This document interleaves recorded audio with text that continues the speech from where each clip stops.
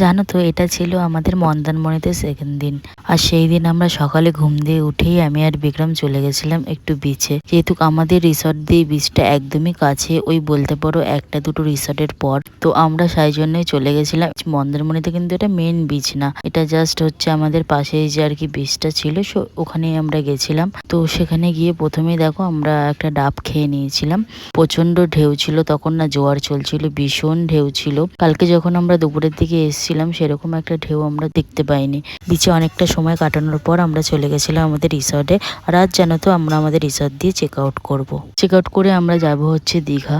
যেহেতু ব্রেকফাস্টটা আমাদের কমপ্লিমেন্টারি ছিল, তাই জন্য প্রথমে এখানে চলে এসেছিলাম হচ্ছে রেডি হয়ে চেক আউট করে ব্রেকফাস্ট করতে। ব্রেকফাস্ট করে দেন আমরা সবাই মিলে লাগেজ নিয়ে বেরিয়ে পড়লাম।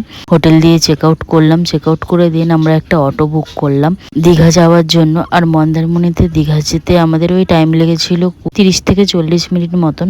তাজপুর শঙ্করপুরের সমুদ্র সৈকত দেখতে দেখতে আমরা এসে পৌঁছালাম আমাদের দীঘার হোটেলে। আর তোমাদের এই ভিডিওটা কেমন লাগলো জানিও। বাই, দেখা হচ্ছে নেক্সট একটা ভিডিওতে।